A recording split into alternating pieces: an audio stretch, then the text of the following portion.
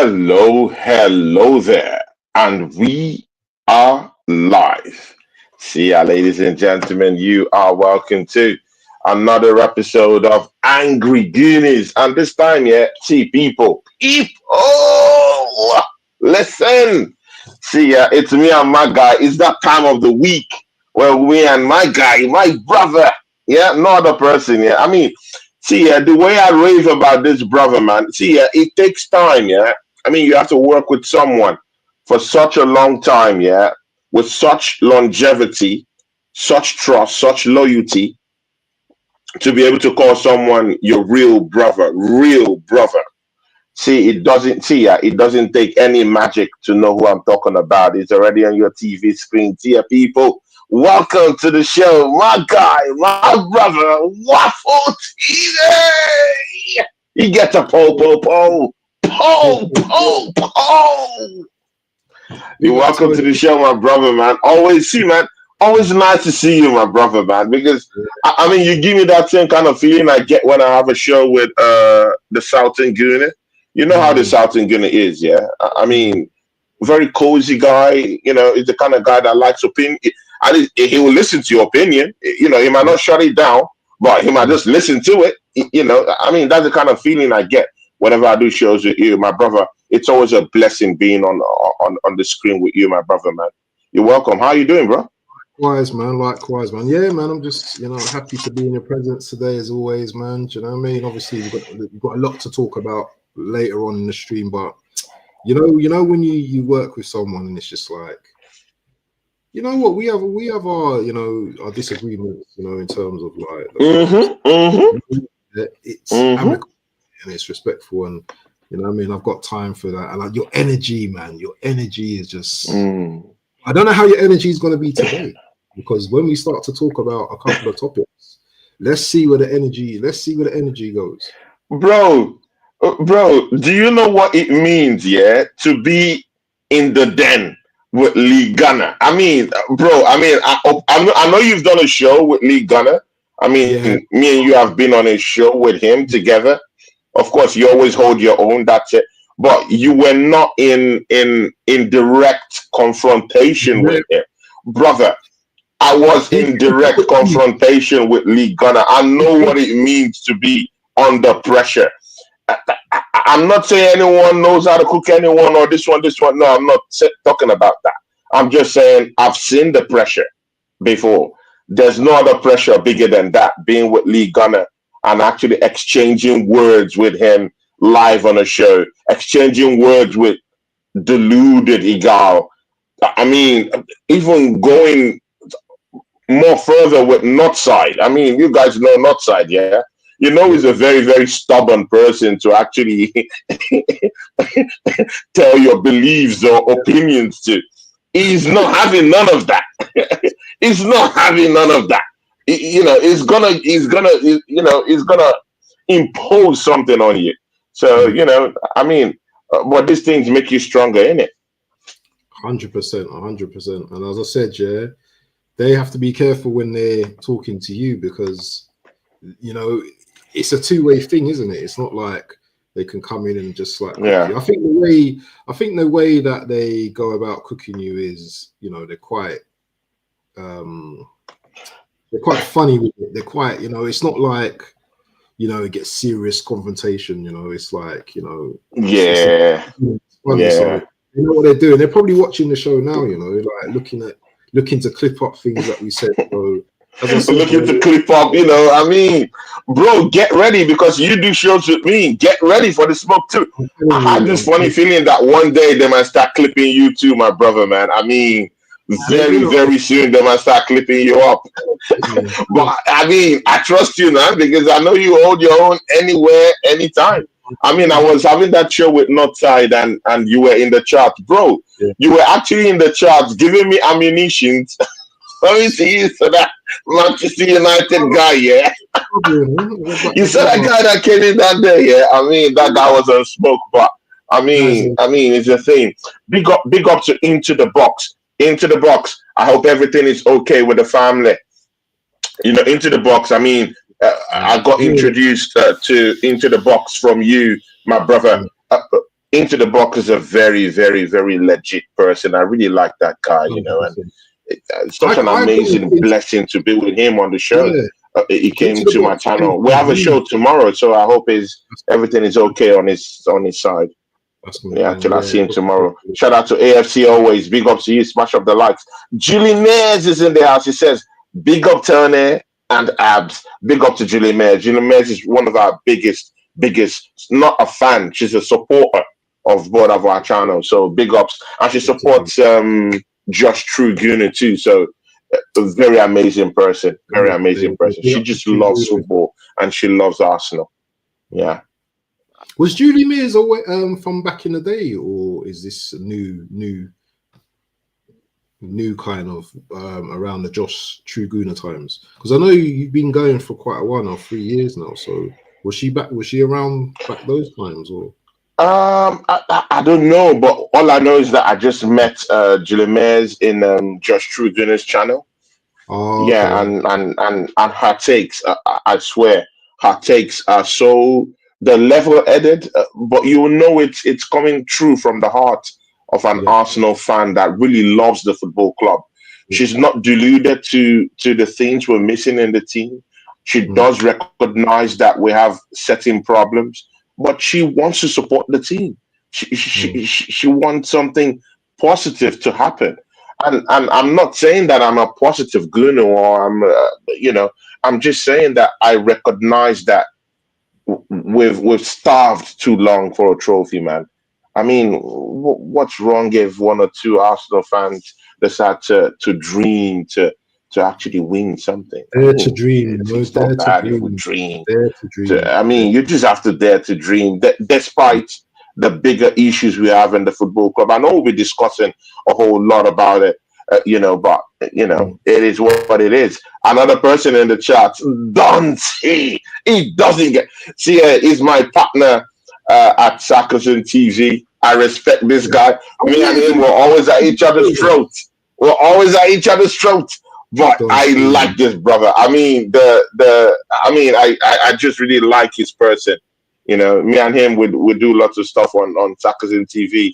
But he's a true brother at heart, and he loves Arsenal. But man, when you hear this guy talk, man, I mean, have you done a show with him? To be nice Yeah, for you yeah, and we've him to done a do a show. show, man. Yeah, we've done a He's show not too an long ago. absolute real one. He'll tell you Yeah, as it is. like I him, like man. the brother. Enjoying it. Yeah, Mm. yeah, we've done a show with him. Prime is a proper homeboy, the proper homeboy. He's a whole daddy, loves football, proper guy. Hey, we need to Yeah, talk, man. abs. I mean, we need to talk, man. I mean, we haven't caught up on a lot of things. I mean, a lot of people have been running their mouths, bro. What happened against Chelsea? I mean, this is supposed to be a proper London derby. Yeah, I nearly slept through spells in that matchup, man. I mean, to be very sincere with you, I know winning isn't all about playing good football at the end of the day and getting no points. Sincerely, I know that's not the head and tail of football. Sometimes it's about digging deep, getting the full 3 points and having that 3 points on the scoreboard. But sometimes, man, I mean, you have to put some context into it. I mean, after having spent 750 million pounds on the team, refurbishing the team, having gone 5 years on a phase on a project, I mean, there should be some certain kind of parliamentary decorum when when playing, with some certain teams that are not up to par. Chelsea is not an up to par team. They're playing in the Conference League. For all I know, they're shit. They're shit. They're not competing for titles. They're not in they were not in the Carabao Cup. They're not winning the FA Cup. Yeah, they might win the Conference League, but that team is shit. It's complete garbage. Garbage goalkeeper. Their defense all over the place. Fofana totally useless. I mean, bro, I, I didn't even see any. I didn't see any magic on that Chelsea team. Why are we drawing to those lots? I mean, to be nice to sample your opinion on that Chelsea game, but I felt like sleeping all through, man. Just so drab. It was You ugly. know, I mean, you know, pure London derby. How did we go from Didier Drogba, Dennis Beckham, Thierry Henry locking horns together with these people? Yeah, Eden Hazard, bro. How did we go from this legends of the sport to this despicable show of football? And this is the top four sides in the Premiership, bro. Horrible football, man. Horrible. yeah.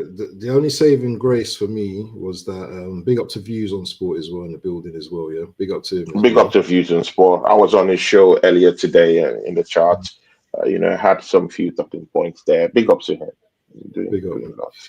Yeah, the only saving grace for me is that my nephew was down in it, and he's a Chelsea fan, so we were talking most of the game. Obviously, when you've got someone around, you've got people around, you kind of watch the game not fully, and I only just watched the game from parts of like where we had attacks, and the game was, as you said, dead boring. I weren't going to do a watch along for that game. Um, Marino scored a header. The only thing I can remember is Marino scoring that header and Hmm. Farner fouling constantly. I don't know how he didn't get a red card. Everywhere. Game, I don't Fouling remember. everywhere. Game was dead boring, uninterested.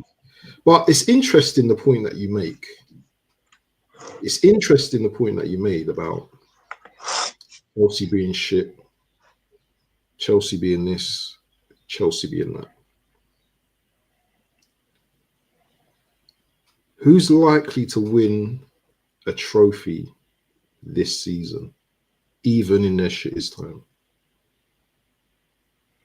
It's Chelsea. Obviously, it's Chelsea. I mean, They will.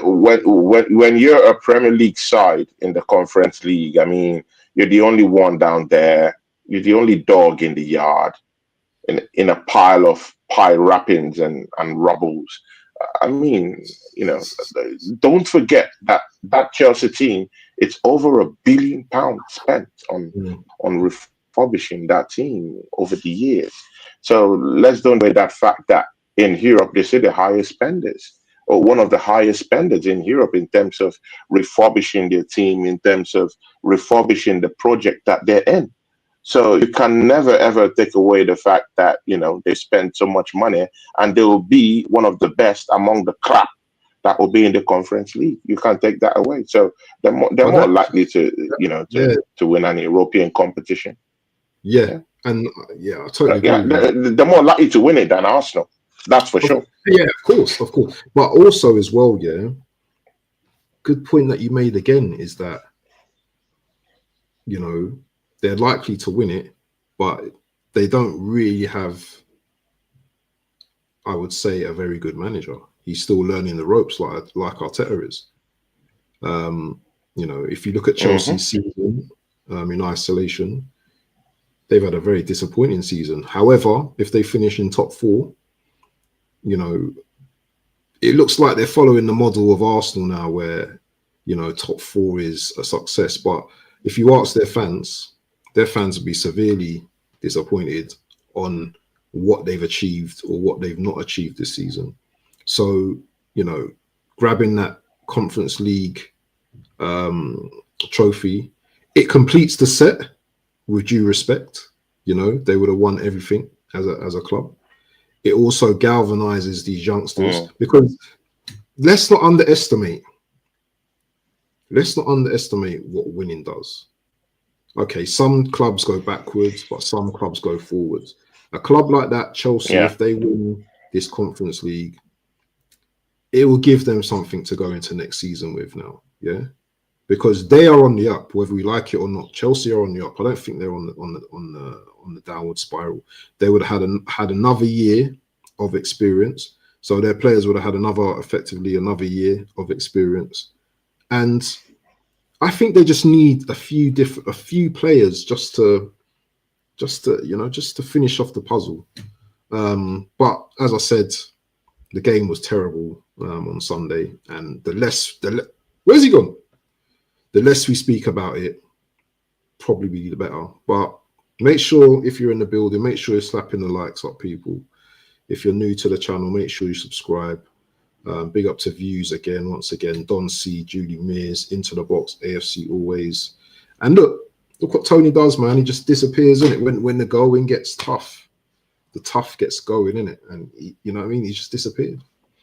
His Wi-Fi is moving like, you know, the Champions League qualifiers. You know, it's just mad. Moving like the Chelsea game. Dead. So yeah, we just wait for Tony to come back. But anyway, the topic I think we're going to get onto next, and I think he's going to join hopefully soon. Let me see if he messages me. I think we're going to talk about Gabriel next. Where is he? Let me just see. Where are you? Let me just find out where he is. Wi-Fi issues. I think he's got Wi-Fi issues. Wi-Fi issues. He's back. But his Wi-Fi is moving like. He's back. Yeah, I'm back. I don't know what's happening to StreamYard. StreamYard is just, I don't know, bro. But I hope I'm back now. You know what? Mine was buffering a bit earlier. So yeah, I was gonna move on to the topic of, and this is gonna take quite a bit of our time now, talking up about Gabriel Magallanes. But what was your roundup on Chelsea? Well, I just said that you fancy them winning it. I just feel that, you know, the Conference League. Yeah, they win the Conference League, and they probably build from that next season. As I said, they're missing a few pieces of the puzzle. I think they do need a striker, possibly a couple of defenders, and I think they'll be up there. Maybe top four, maybe a top 14 cup run. If they can stay in the Champions League, though, I don't see them winning it. But they're just going to be that team that is in and around. But we have to be careful with teams like this, because teams like this will get better and better. So we need to make sure we're getting better and better. And that's all really about Chelsea. I don't even want to talk about Chelsea. Chelsea make me sick. Yeah, man. But again, I also want to dispel this thing I'm also hearing from every other quarter, because I've also been hearing people also saying next season Man City are going to win the whole title. See, it's not a given at this point. And again, there's also something I also wanted to also understand, bringing in players, new players, to come gel with the ones you already have. It doesn't really mean that's a recipe for a title charge the next season. Like I said, even if everyone likes to shit on the Premiership, on the Premier League, this remains one of the most competitive leagues in the world, and I say so for a reason. Have you seen the signings that Man City have made?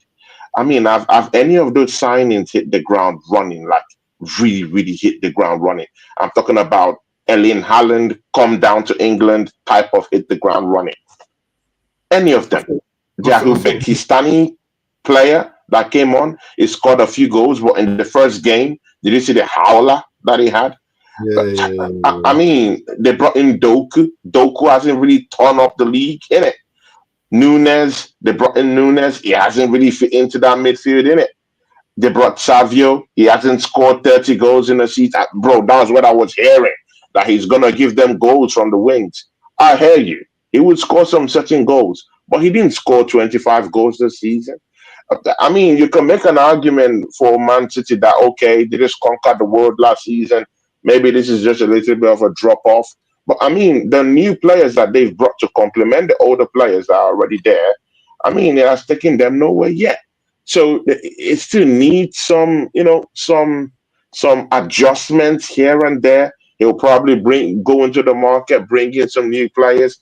But I wouldn't sit down here at Waffle TV and tell you that Man City is going to win the league next season. We should be very careful with this statement. We throw about everywhere. Should be very, very careful. I don't think it's a given next season for anyone.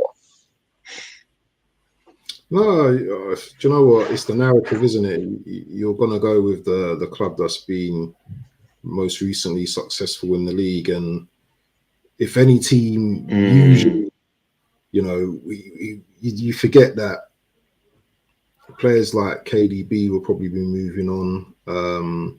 Gundogan. Yes. These type of players, back then were just match winners, isn't it? Rodri coming back, coming back into a team that is going to be full of youngsters, Phil Foden, youngsters around him. Exactly. And again, you don't know the Rodri you're getting back. That's another thing. Exactly. That's the funniest thing about injuries. You never know who you're getting back. Exactly. Even Bukayo Saka that we want to fast track into this Real Madrid stuff. I hear you, bro. I think we need something extra to beat Real Madrid. So, I mean, some people are not in support of throwing in Bukayo Saka. I'm in support because I want my team to win. I want my team to win. We need that extra bit of quality, the quality we don't have right now at all in the team. I don't really see anyone who is serious enough to grab the game by the scruff of his neck when it comes to the business end of that game, which is winning. Bukayo Saka might be the only outlet that helps us get through that. But even in him coming back, I don't even know what kind of Saka we're getting. Yeah. But I will say this.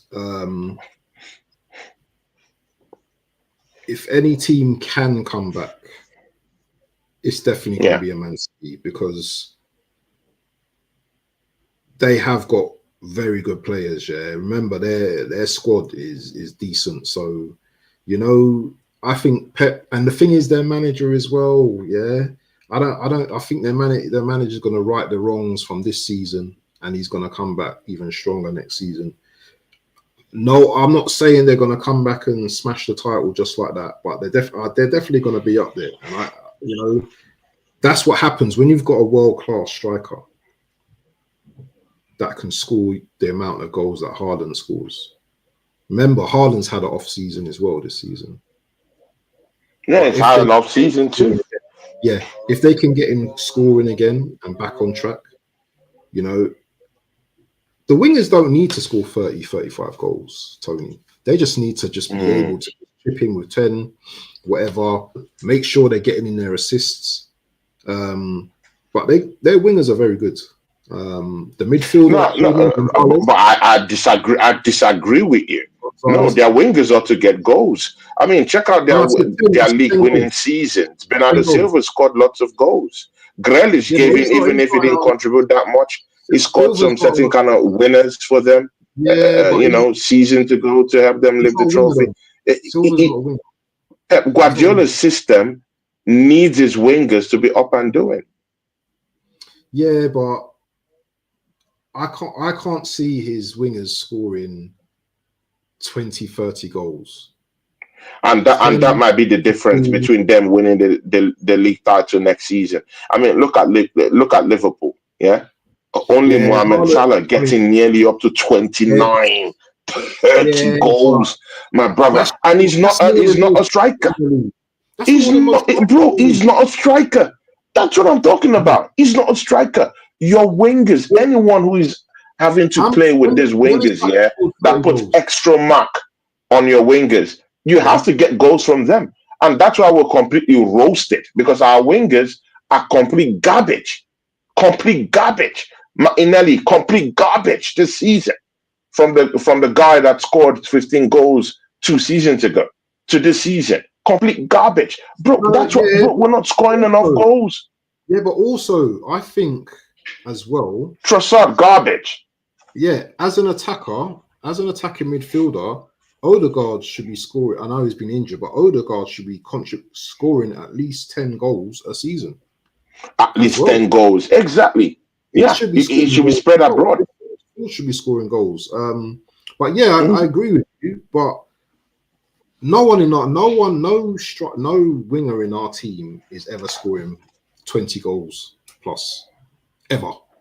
at all. That's not in our At team all. because we don't have those type of wingers. Apart from Bukayo Saka, anyway. Apart from Saka, anyway. Yeah, but I don't think he's ever scored 20 in his career, has he? He scored 15, isn't it? His highest, isn't it? 15, 16 goals. I think no, he had scored a combined 20 something goals. I mean, when you check in all season, of course, with the goals he scored, contributions, it's had at least up to 20 before, I think. But yeah, Man City. Remember, Man City are Man City at the end of the day. So let them worry about their problems. We just have to worry about where we're going to be next season, because you know what? No one predicted us to have the season that we're having right now, which is Liverpool have won the league already. Literally, we're not catching him. I don't think we're catching him. 12 points in front. That's crazy lead. That's massive. That's a crazy amount of games. At this stage of the numbers of the season. But anyway, moving on in terms of like Arsenal players now. There's been rumours, you can call them rumours, but talk on, our centre back. Not Saliba, not just Saliba, but Mr. Gabriel Magallanes. Talk of him going Saudi, my friend. For what? 100 mil, 90 million. Now, what do you think about that? Because I've already spoken on this on my channel already. I want to get your side of things and how you feel about it. And is it a good move? I mean, Abs, I mean, it's proper that you brought up, that conversation. Yeah, I mean, I saw you on your channel when you brought that up. And I really took your take seriously on that. But I mean, it's not just in the amount that the Saudi club is willing to even dish out to Arsenal, trying to tempt them to lure our best centre back this season. Yeah, in Gabriel Magalhaes. It's about the money they are offering this kid, this young kid. How old is he? 25, 24, 25? Who, Gabriel? Gabriel Magalhaes. Is he 27? How old is he? 27, isn't it? No, he's not. He's not 27. Should be 25, 25. Let me just. The guys in the charts help us out. Gabriel Magalhaes should be 25, heading 26 or so. I don't think he's up to 27 yet. 27. He's 27 years old. He's 28 this year. Is he 27? Is he that old? Okay, good. You know what? 323K is what these people are offering him. 323K. Bro, that is enough, to turn the head of the hardest man who has a coconut head in anything. Bro, 300 bro. Game changer. 300. Let that sink in. You don't even need to have any bigger conversation about that. Clearly, his head is going to turn. It's going to shake. I mean, look at Oscar, and I mean, you're looking at players that their utmost priority is their family, is the nuclear family, is the extended families. It's helping them out. I mean, maybe if you're talking about a player from Europe, maybe might not be financially centric about the whole transfer. It might decide, you know what, I'm still young. I'm a centre back. There's still a longer. Of course, you do know centre backs always have a longer playing span. So the Martians think, you know what, I'm not all about the money. I grew up from a humble background, and money really isn't the problem. What I make is okay for me. I just want to take care of my family, and I love the football club I'm playing at. With Brazilians, it's something different. They know if they don't take certain opportunities, They know what they have back there. And when you one of all these kind of young players that have finally found his footing with a model as your wife, you got needs. You have things to actually spend on, my brother. Those are not easy bills to carry. I mean, they're not easy bills to carry, my brother. These are not easy bills to carry. He would think of his extended family back home, definitely from poverty, no money, this is that, this is that. He wants to uplift them. Look at Oscar when he was in Chelsea a couple of years ago. You saw that move to China, innit? What did he go to do? Was it to go win trophies in China? Who cares about a trophy in China? What he cares about is to feed his family, pay the Moolah. bills, The pay moolah. the bills, the mullah, help his extended family back there in Brazil. That's what matters to him. And when his deal finished at China, he did say, my mission is done. I came to China. I came to do what I wanted to do, and I got what I wanted. Those were his words. He made what he had to make. And right now he's in a good financial state than even many, many, many Brazilians that even made more money than him in their whole career combined. Adriano is the leader of a gang somewhere in Brazil on the streets, clapping his hands for YouTubers, while Ronaldinho is facing tax issues everywhere. Even if he still has a brand that can be marketable, he could make some certain amount of money by just brand deals. I get that. But right now he's broke, no money, nothing in his pockets. I mean, these players, yeah, these young players are looking at these people and they say, you know what, yeah, bro, even if these guys, yeah, even if their playing career is something to emulate, I don't want to be like this guy. I want to go make more money. And that's what scares me with these younger players, mostly like a player in the mode of Gabriel Magalhaes, considering the fact that 2 seasons ago we wanted to bin him to the highest bidder from Saudi Arabia. Don't throw that all away. Suddenly his form has transformed and now everyone loves him. Did Mikel Arteta believe in him 2 seasons ago when the whole ovation was on Saliba and we wanted to throw him all away? Let's call a spade a spade. Everyone called him Bozo Gabriel Magalhaes, because they believed that he had Bozo genes in him. You're a culprit of that. I'm a culprit of that. We both said he had the Bozo genes in him. But right now, the guy, and that's why in this world we have to be very, very careful. I mean, the rejected stone has now turned to be the cornerstone in that Arsenal defense. So the person you actually look down on today might be the cornerstone of what might propel you to success tomorrow. And that's why I keep saying we're mere beings, we're mere human beings. Yeah, even if the Quran, even if the Bible says that we're gods, it doesn't mean that you're an omnipotent, It just means that you're just something in the hands of someone who has an higher power. So, and again, when you look at Gabriel Magalhaes this season, he's completely helped Saliba bounce back into form. You can remember when that Real Madrid rumor going around that they wanted to pick up Saliba.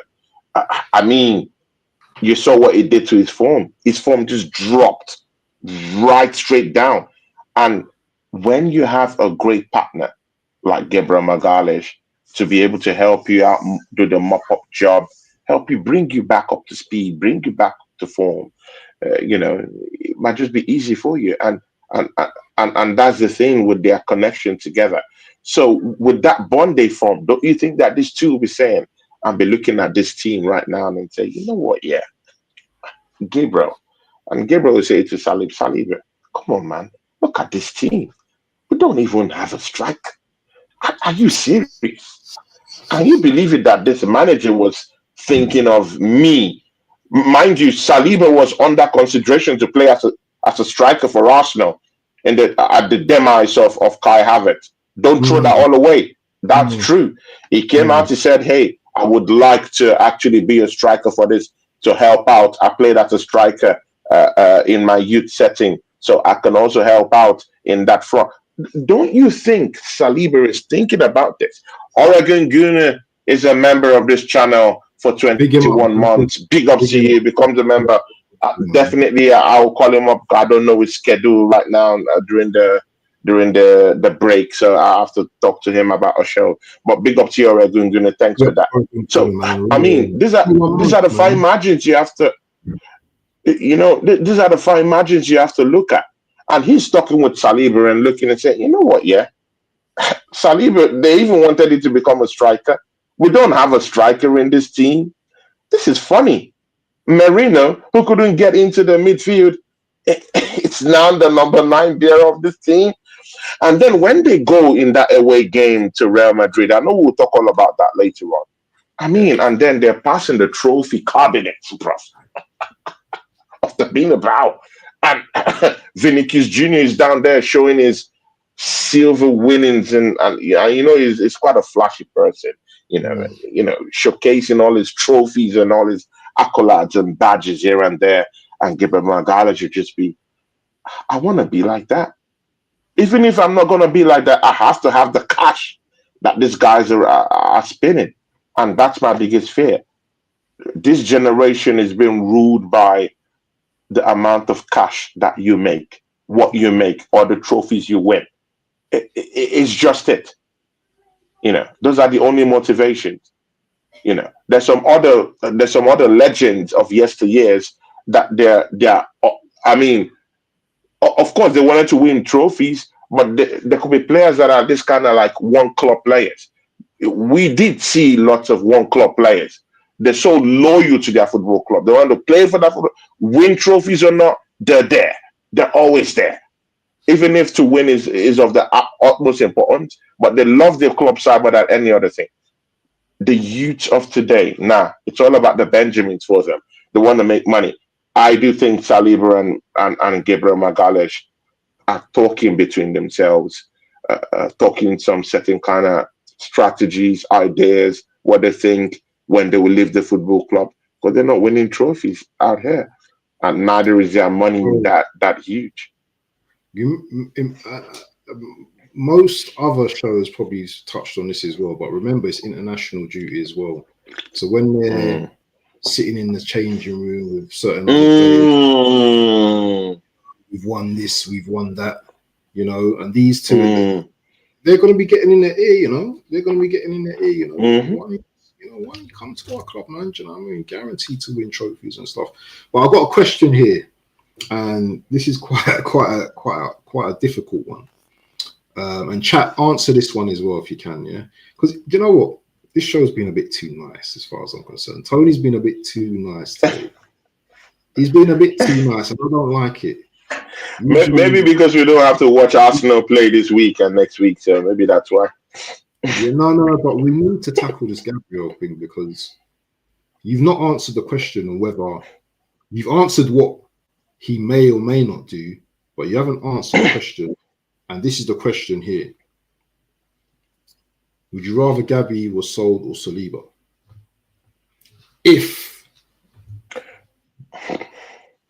Bro, none of them should be sold. None. We shouldn't even agree to any one of them to be sold. I mean, let's don't act as if we didn't see Saliba and his form this season, man. His form has been shocking. His form has been horrible, to be very sincere with you. So, and again, I do, rather than saying this one is better than this one, I think it's more of a telepathic connection that they have between each other. They form a certain kind of bond, as the two centre backs we have down there, rather than saying this one has a more better propensity to defend and to help the team. I don't think so. I think two of them have two different individual strengths. One has that physicality, one has, quick question, the movement. Yeah. Quick question. From a business perspective, 100 million, 90 million for Gabriel. That's good. That's good 100 money. What did you say? 100 what did you say? 100 million. 90 million. Bro, what do you mean 100 million? Bro, people are out here pricing Isaac 150 million. And he's not even the highest goal scorer in the Premiership. And he's going for 150 million. Bro, it's no. What? But again, why do Arsenal always want to... Bro, it's not enough. It's not enough. We need up to 170 million for him. He's our best defender.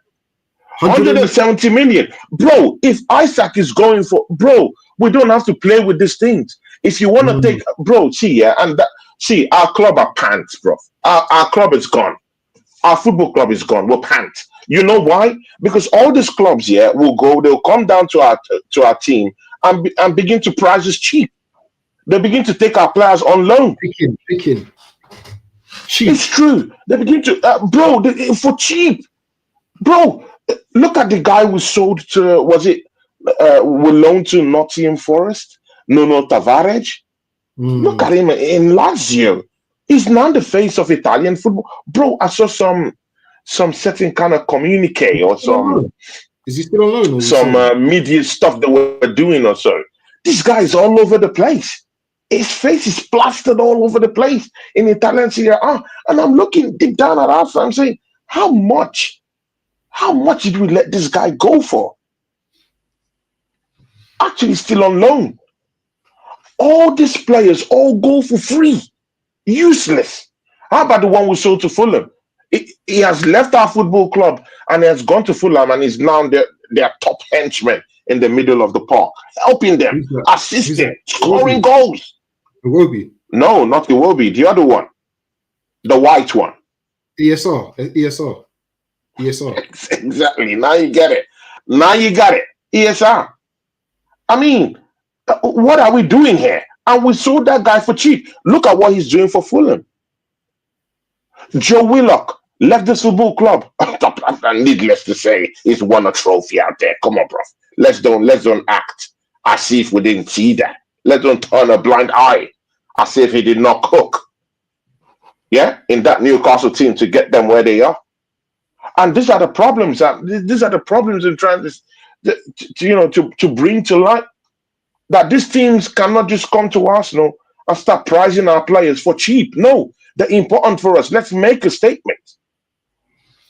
But the question is 170 million, 180 million. Okay. If you're coming from Saudi Arabia, 180. In fact, we should be starting that bid from 200 million. We should be starting that bid from 200 million and then let them go down.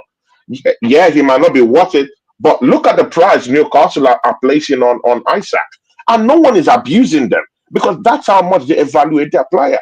And you have to stomp up the cash. Look at how RB Leipzig wants to hamstring us for the signing of Sesko, giving up quoting different amount of money. Look at Gyökeres. I mean, he has to come down here and prove himself. He's not proven in England yet. But look at the astronomical fees that these clubs are quoting for these guys. And yet Arsenal wants to just give up Gabriel for 100 and something. And Trent is not going to be 100 because Arsenal is going to do bad business. And we're going to sell that guy off for maybe 60, 70 million. You know the truth. You've seen it happen before.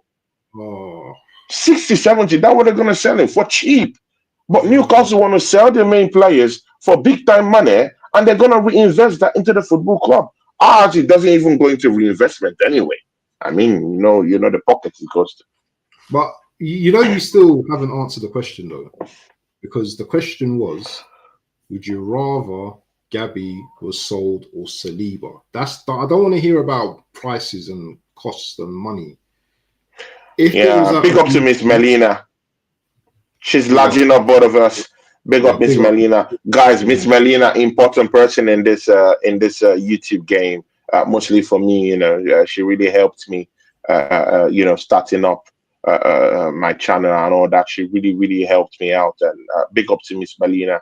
She's mostly very, very busy. She's a consul, so she's very, very busy these days. But it would be nice to have her on our shows one of these days, Miss Melina. Big up to you. She says, "Latch up, Tony!" and Waffle TV. She likes apps too. I mean, I think there was a time she told me about how she likes your takes.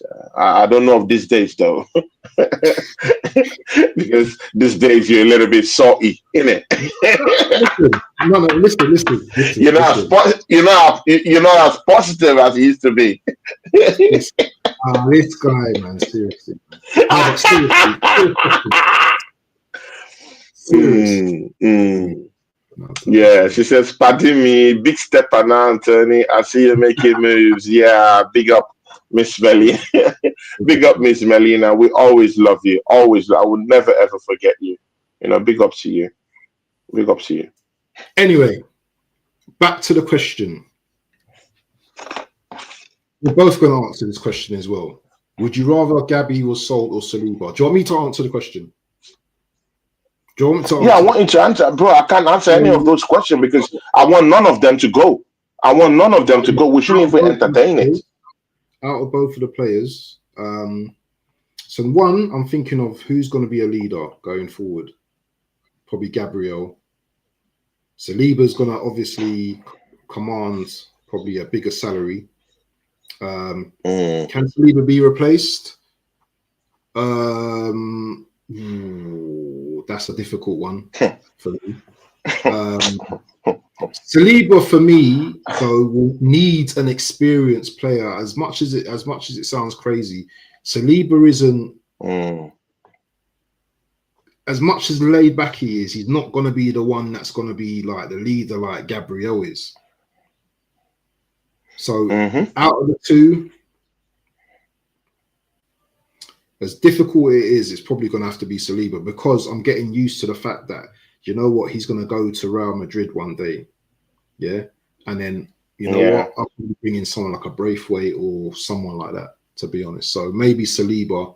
What about you? What's your take on which one you would sell and why? It's difficult, isn't it? It's very difficult, man. You know why? Because I just think if one leaves, it's gonna be very, very difficult, man. Like because it's not like Saliba isn't the complete defender. Not yet. He needs Gabi. Just the same thing you said. He needs that complementation. He needs that person to complement him to be what he can be. At the optimal level. He's not just the complete. You can see he's a great defender, but I mean we've seen him, lack some certain kind of abilities this season. Not fast enough. When his form went down that road into darkness, he was so afraid of approaching defenders head on. He's usually that kind of guy that when defenders are approaching, he makes the move. But after that slump, it was so sluggish. He didn't want to encounter any kind of confrontation with a striker. It was just going backwards, and then Gabi had to rush from wherever he is and just because he's that physical kind of guy. I don't see that physicality from Saliba. He's not the complete product yet. Even if I do think he's one of the best defenders in the world, I don't think he's just complete yet. He needs that guy, Magalhaes, to complement him. On Magalhaes, by the way, looks more complete this season, man. Let's don't lie. In as much as I do like Saliba, I do think that Saliba is replaceable in that team. If you get someone of the ilk of William Saliba and what he brings to the table, that calmness, that level-headedness when he's trying to defend and he gets onto the ball, you're guaranteed that he's going to latch onto that ball. But he does that with ease and with with lots of cream and sauce on it. He does it in a very calm, cool, collected way. Whereas the other guy, Magalhaes, is all about the physicality, the brutish nature. He just runs at set pieces. He's a beast on set pieces. He's a beast on set pieces, bro. Are you ready to lose? Are you ready to lose the guy who could just 3 goals a spring season. up magic, who could just spring up magic with the head, with set pieces. I mean, Saliba has been okay this season. He scored maybe about 3 to 4 goals this season from set pieces or from some other manner. But Gabriel Magalhaes should take the cake on that one, innit? He scored lots of goals from set pieces. He's the organizer, he's the general in chief, he's the guy shouting, he's the guy arranging the defense, he's the guy arranging our set piece takers, our set piece arrangement. Every dark art, he understands everything. Every dark Captain as art, well. everything, Captain as well. everything with the dark art. I mean, he's learned in that. I mean, he's graduated, he's a professor in the skills of the dark arts. That's who he is right now. So I can't afford to lose that kind of imposing figure in the team, mostly with this team that needs a captain in the absence of Odegaard. I mean, look at Odegaard. He walks all around the pitch, swerves his hair, and snots about, and sometimes it just completely disappears from the pitch. You don't see him in the big games. You don't even see him with his. I mean, he talks sometimes, but there's a difference between being a talker and being a vocal captain. He's not a vocal captain. Someone like Gabriel Magalhaes is a more vocal player, an imposing figure. He looks like a beast. He's modeled like the way his body is modulated. Yeah, he's strong. He's tall enough. He's towering enough. His voice is big. He has a huge voice. He's that kind of guy that when he talks in the room, I mean, everyone in the room goes chill. Let's listen to what he has to say, even if we don't fear him. But let's listen to what he has to say. I don't want this guy hanging his hanging me across the roof because he's a tall, towering guy. He's an imposing figure. So you do need that kind of a thing in a spineless team like the Arsenal team we have right now, where no one wants to take responsibility. The captain is shying away, disappearing from games. I mean, you do need that imposing vocal figure.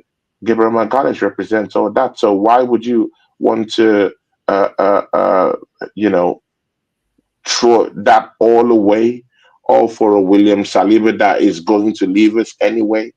I mean, he's a French guy. I Bro, mean, the way things are looking at the moment, he Tom, wants to leave. He wants to live for bigger things at the end of the day. So I think is a more dispensable factor than Gabriel Magalhaes. Magalhaes still has a heart. Like I still feel like he's that kind of guy that would still say, you know what, because of the fans, I'll stay. But Saliba might not be that kind of a person. He has no loyalties, to be very sincere. bro, do you not feel a sense of a lot of uncertainty going into the summer now, with both of these players now being looked at, by Real Madrid and Saudi? There's going to be trouble if there's a breakup of these players. Yeah, it could be a case of maybe I'm not going to say both will leave, but it could be a case of Saliba Kivior next season or Gabriel Magalhaes and Kivior next season. No. Kivior is leaving the football, bro. There's lots of confusion in this team next summer. Kivior wants to leave the football club. He wants to go. He wants to leave. He hasn't been playing, bro. He hasn't been having game time in this football club. He's been wasted. Lots of teams want him. Yeah, Napoli wants him. Lazio want him, and Arsenal are just keeping him on the bench with no game time.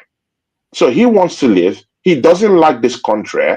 I mean, he doesn't like England. He believes it's a shitty country in terms of the weather and everything. His wife has a purely different idealistic idea about a grand idealistic idea of what England means. It's completely crap to her. She wants to go to where there's sun and where there's coconuts and rainbows and all of that good stuff for her. Good and okay. There's no problem in you wanting that. But again, you have to look at where we are as a team. Is Kivior the missing jigsaw to support a William Saliba if Gabriel leaves? The answer is no. He's not physical enough. He's not strong enough. He doesn't have the total football IQ to save us when we do need him. His his swiftness when making tackles are something to actually critique.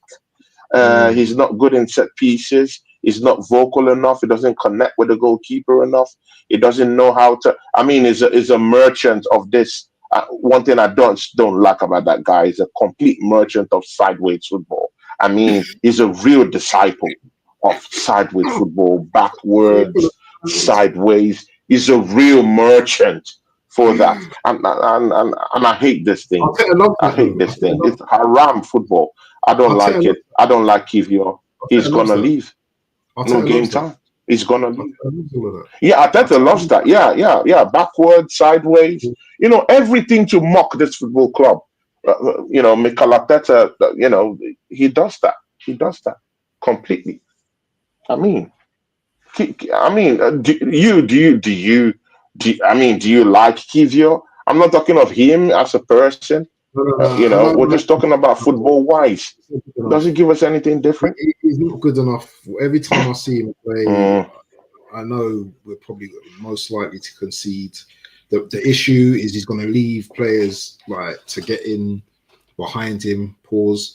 Do you know what I'm saying? In that respect, and I just don't think he's good enough. But this comment here, Saliba will leave, and this is from his DJ Gatti. Yeah, Saliba will leave Arsenal. He is not Arsenal like that. Gabriel's the leader of the team. Yeah. His focus so important and pivot to us in the next 4 years. Give your trust. He's an okay guy. So, do you think? And we're going to move on to Saka in a bit. Yeah. Do you think we're likely to keep? And big up to DJ Gatti, the guy who asked that question. I mean, he's a DJ. Yeah, big up to him. Great guy. He's Nigerian also. Big up to him. Big up, man. Big up. Typical Arsenal fan. Great guy. Yeah. So, do you think, big up, man? Do you think we're most likely then, looking at DJ Gatti's comment, to keep hold of Gabriel? Because these guys love money, yeah? Everyone loves money, but the Cronkies love money. I don't know how much we paid for Gabriel, 25 million, was it? Or back in the day? But if you're saying... Yeah, 20-something. Yeah, it wasn't up to 30 million. If you're saying, if Saudi come in for like 120, 130 for Gabriel Magallanes, should we take it? Or should we just say no? No. Nothing less than 150 million. Bro, I keep saying these things. Why are we pricing our players for cheap? That guy, if that guy walks into another elite team in Europe, it completely makes their defense a rock. Arsenal is the best defensive. Bro, is it true? It's fact. I'm telling you, man. It completely makes that team's defense a rock. It makes that team a rock in itself. Because you know what, yeah? Arsenal, even as bad as we've been this season, big up to Godfrey. That's a real one. This Godfrey guy. You see this Godfrey guy? Absolute real one. This Godfrey guy. I like the guy. I like his takes. I just like his person. Big ups to him. I've not seen him in person, but I just like the way he conducts himself around streams and the kind of questions he asks. Big ups to you, Godfrey, man. If there's any day you would like to pop in for a show, you can even come faceless, no problem. We can do a show together. I really like your takes. So, if Magalhaes walks into another team, it completely makes that defense a rock. You just need to add one more strong head down there, bro. You have a complete team already in defense. Already, look at Arsenal is the best defensive side in the league this season. Only consider about 24 goals, bro. 24 goals. That's only what we've conceded, bro. I mean, if you're the best defensive side in the best league in the world, I mean, do the maths, innit? Do the maths. So if we have two of the best centre backs, why aren't we? Why are these guys not gold? Why are these guys being prized for cheap street meat prices, bro? I'm not having it. If Newcastle is evaluating Bruno Guimaraes in the range of 80 million, 90 million, Arsenal just submitted a bid of about 59 million pounds. Yeah, for Bruno. Yeah, yeah. We just submitted that for Bruno. So now, if that's our own evaluation, imagine Arsenal, yeah, how cheap we are, yeah. We go and we're saying it's 59 million pounds. Just imagine how much Newcastle evaluates that player. They're evaluating him within the 80s rank. So if they have the bigger players that just won them a trophy within that 100 million mark, 90, 80 million, then why should Arsenal be want to dismantle our defense in any way, dashing out our best defenders for a pittance? 100 million. No. 130, 140 million, come talk business. Mm. That's the So, best. We can't offer our players no more for cheap. We can't be doing do that. you, uh, talking about Bruno and Isak, yeah, just to talk on them slightly.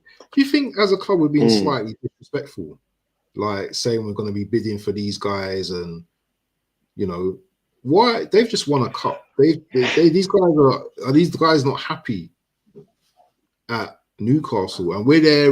All I'm hearing is, oh, we're going to be going in big for Isak. We're bidding for Bruno.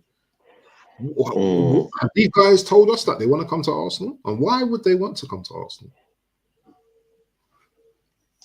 I mean, see, yeah. I mean, this is where the thing gets dicey now. Like I told you, these Brazilian guys, yeah. I mean, when it comes to money, the different breed, they want to take care of the families. They know where they're coming from, bro. There's no benefit system to help them when when the dawn crows on them. I mean, there's no benefit system helping them out Yeah, there in Brazil. I mean, but so they need the money. So Bruno Gomes will be looking they don't need the to money. move to a bigger club, They need to bro. sell. They need to sell. Yeah, I know, but he already has a contract with Newcastle. So, in other words, it's unless he would have to have a new meeting with the board and say, you know what, yeah, I like this football club, but I already have an existing contract with you for shitty money that you're paying me because I came from Lyon. I didn't come with such a big, huge reputation, so my salary was very low. But right now, we've given you the first trophy in about 70 years in your football club. So I think we require I think I require a raise. If they don't raise that money for him, trust me, Bruno Guimaraes will be looking for a way out immediately, as soon as possible. The problem there is that he has a contract right now. He's got a contract with them. So they don't necessarily have to increase the money for him. And he's looking for money. So you can now say, hey, Newcastle doesn't need to sell. I hear you when you say Newcastle doesn't need to sell. It's Newcastle that owns they've got money. We know they have the money. But Gomares already has a contract already, a standing contract. He has more years in his contract. And within that contract, we know how much is being paid. So he wants to increase what he's being paid. So unless he has a sit down and talk meeting with Newcastle and they're ready to make those increments for him, that's a separate thing. But again, this Samba guys, I mean, he might want to make that big long move to Spain. You never know. Because he's on £160,000. He's on 100, and that's complete garbage to what he'll be looking at himself right now. How old is he? Yeah, 28? Is he yeah, 28? bro, How old is he? bro, 28? that'll be garbage to what, bro. He just won the EFL Cup. It's time to actually boost your profile and get that big money move to a bigger club that will give you mm, that will give you the bigger trophies in the game, the Premier Leagues, the Copa del Rey's, the Spanish La Liga.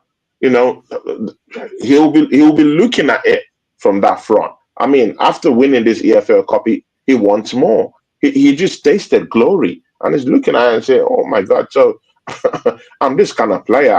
Okay, so I can do this. Yeah, Why not? Why can't I go make? Why can't I go get the Premiership? Why can't I just move to Liverpool and increase my stock, get big time money move? If they pay me 200K, I would just go down there to Liverpool. It's all about the money. Newcastle doesn't need to. Yes, Newcastle are a rich football club, but they don't have to increase his money. He's already contracted to the club. They're already paying him money. It's already in his contract. So it's either they sit down with him and reason with him and increase his salary on some certain basis, or they stand a chance of losing him. But again, I think he has a higher taste right now. He wants to win the biggest trophies on the planet. So his eyes might be on more bigger places. That's it's I find it really interesting you saying that. But I just Mm. wanted to touch on and big up to Paul Fulwell, Blue Nose. That's Big up to Tony's Paul Fulwell. big Yeah, up big to up to Shane. Duce. Big up Duce. Big up Godfrey and Don C still in there. As he says, He's if still in the he house. wants to leave, then go. No player is bigger than the club. I mean, I agree, man. I mean, Yeah. Don C always with the facts. I mean, I agree. If any player wants to, but bro, man, I would beg, bro. It's not as easy as you're saying it, bro. Come on, So, man, bro. You do beg. you What are you saying? exactly, You're going big, man. Come on, bro. Come on, bro. I mean, you have Tony? to chop up. You have to chop up your pride a little Go on. bit in that one. I mean, you're not winning trophies. No, abs. Yeah, see, it's quite different if we're winning trophies. You know, I Mm. mean, if we're dominating Europe, if we're winning the big domestic cup, it's quite different. You could say, okay, he could leave. We'll get another one, bro. We're not assured until Andrea Berta shows me something different. This We're not is what I want assured of who to will go come and into. replace these people. This is what I want to talk about now. This is what I want to go into Yeah, we now. don't know. This is what I want to talk about now. Andreas Berta. Is he gonna be Bert? Mm, Or is it gonna be Bert? So when I say Bert, yeah, you know who Bert is, yeah? Do you know who Bert is? Do you know who yeah, Bert is? bro. Is it gonna It be this depends on one? which one you're talking about. Is it gonna be this Huh? one? Is it gonna be this Bert? Yeah. Or is it gonna be Oh my some days, well, we need to be careful, bro, bro. man. Let's talk about Berta quickly now because Bert has Mm. been talking that players that he's identified, Bruno being one of them. Who was the other one? Is it Isak? He was speaking about, you know, Isak, he's talked about Nico Williams also. Nico Williams as I well. But heard that Mikel Arteta has been able to convince him these are the same players that Arteta's to been look talking into Nico Williams signing. about. But these aren't those the same Mm. players that Arteta's identified as well. So is Berta going to come in with his own plan of players that he wants, or is he just going to be following what Arteta wants? No, and again, see, it has to work with. See, no matter how we look at this guy, again, he has to work with Mikel Arteta. I mean, of course, many people want to look at him like the executioner. Yeah, you should be someone of that ilk, but it's not gonna be like that. You're working in an organization. You would have to. Yeah, you. I mean, bro. I mean, you've worked in organizations before. You know, I mean, at least I know you've worked in a top organization before. Scratch Mm. that, throw that all away. You know the modus operandi. I mean, you don't just do things just like that. There's bureaucracy, that goes on within these organizations. You have to, coordinate. It has to be a coordinated attack Mm. in order to get your targeted goals and what you want, for your organization. So I don't think he's just going to act alone. He would have to have a talk with Mikel Arteta and identify what he wants and see if it aligns with what Mikel Arteta wants. Clearly, we as fans already know that Mikel Arteta is a goofball in the market. I mean, you can see the trail of failures, a trail of horrible signings. I mean, bro, we don't even have to go into that, man. but it's a scene of one of this Saw IV or Saw in the Saw movies. It's as horrible as, bro, horror movie, all true, straight up Saw. Mm. So, but again, Andrea Berta will have to have discussions with him. They have to talk. They have to Mm. coordinate. He can't do anything on his own. You have to talk to the coach. This is the kind of player I want. Which player do you want on the flanks? Does it make sense with you? Mikel Arteta will say, "Oh, I need Nico Williams. He's coming from Spain. He has seen Nico Williams play. Does he think Nico Williams is a better player? Good and okay. I've been hearing a particular a player that Berta has been touting around, and that player is Marcus Thuram of Inter Milan. See, don't No. allow it fly by you in that way. I know why, because there's context to that. Mind you, this better guy is an Italian. He's Mm. Italiano, and the way he looks and the way he acts, it looks like a boss, like a mob boss, something like that. It's kind of it's kind of silent mob bosses that just do things on the ground and are ready to scrap for it. He looks Mm. like a straight killer when you see Mm. his face. Mm. Yeah, it might look cool and all that stuff, but when you're someone that sees deep, you'd see that that guy is no joke. He's a straight killer. He's an executioner, and he might be the guy to actually take Mikel Arteta out of this football club. What do you say about a guy who has actually dined with Simeone? Do you know what it means to actually be in the same circle with Simeone? Simeone is that kind of guy that say, you know what, yeah, rude boy, I'll take you to the basement and smash up your face. He's that kind of guy that could just get a scrap on in the kitchen with a kitchen knife or with some forks. He's that kind of guy that can do that. So imagine Berta is that kind of guy that has Mm. sat with this guy, had interesting signings with him, won titles with him. It doesn't get better than that. So if it's that guy that has done those sort of things with that kind of personality, who is chicken Mikel Arteta for him not Mm. to impose, his opinions and state what he wants clearly to Mikel Arteta? Mikel Arteta would want to see reason. And mind you, I still do feel that Mikel Arteta knows that the end is coming. He senses it. He knows it. Right now he knows it. He knows he's living on a ticking time bomb right now. He knows that. Mm. He knows that. Yeah. So it's time to put up or shut up. I still do think Mikel Arteta has one more year, and my feeling is that in this one more year, if Andre Berta gets him what he wants, that might just be the thing that unlocked this Arsenal team. He might be a bad coach, but I still do think that we're still a couple of players away from getting where we are.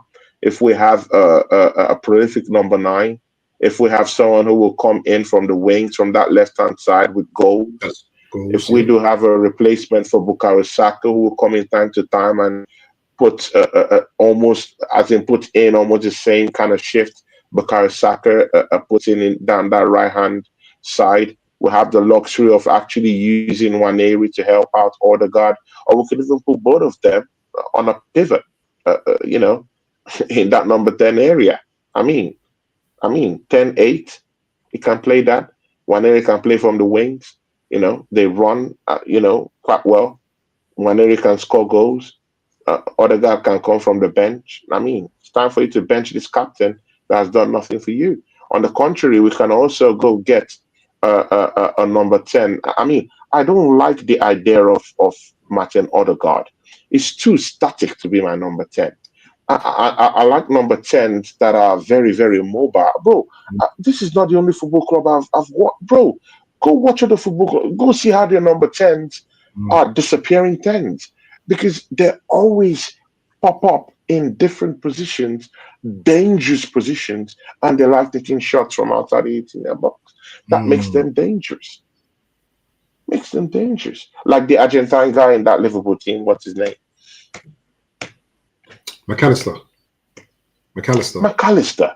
Look at Oh, him. He pops up in different areas. He scores goals. He's outside the 18-yard box, ready to latch onto that shot. I mean, he's providing, is seeking chances to open up and tear up defenses. Bro, why can't we? He's always on the left. He's always on the right. He's in the middle. He's outside the 18-yard box. I mean, we need that kind of number 10 that pops up in different positions and is mobile enough to actually help the team. Odegaard is a liability. He doesn't even help out defensively.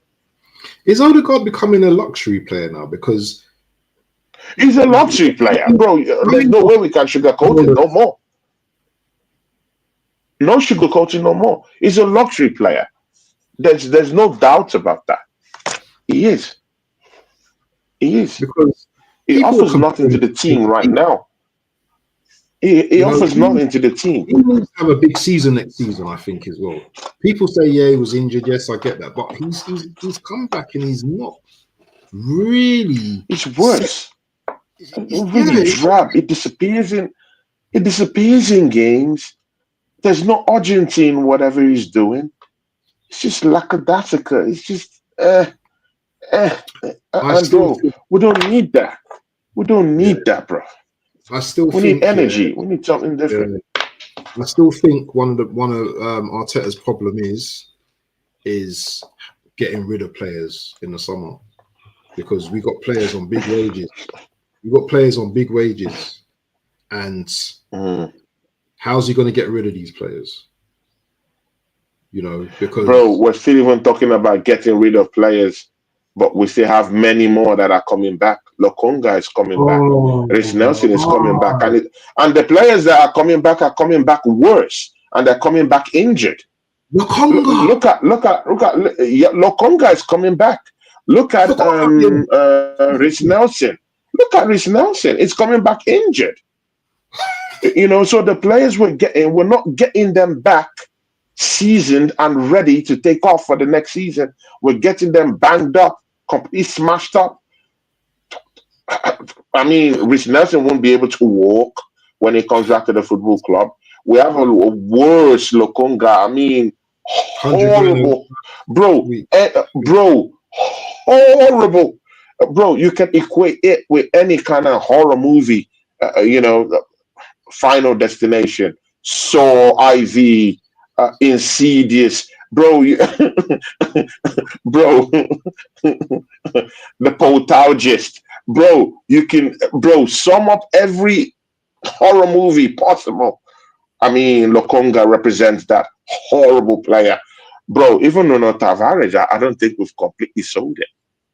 I think he's on loan. I heard he's having a really good season. I think so.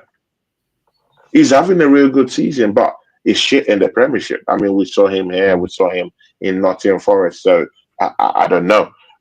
We still have this guy coming back from FC Porto. What's his name? Not Marquinhos. Is it Marquinhos? No. Oh, no, Vieira. Marquinhos is another one. Fabio Vieira. We spent $40 million on that one. It should be coming back. Bro. So we are talking of clear outs. What about the ones that are that are preparing to match into the football? Bro, man, we're in a goddamn mess. We're in a big mess. The manager put us in that mess. Don Edu too, and Don Edu is somewhere enjoying fried chicken, and the fans are here to roast. Last topic, because I know, like, it's getting to, past where you are. No, but I want to ask you two. I mean, you two are on the firing line on this one too. I mean, what do you think about this guy? Because, I mean, I'm not just going to be the only one to bet on him. How about you? What do you think? For me, this Berta guy, he comes with a reputation. I need to see what he does on the tin. I don't want to see he comes in. Obviously, as you said, Jay, he has to come in diplomatic at first and speak to Arteta. Big up DWTT. That's another one. Subscribe to his channel. Great guy. Yeah, big up to Gary, man. Hope you're well, my brother. We've got to do a show with Gary one of these days, man. He's cool, brother, man. Gary, absolute gentleman. Absolute one.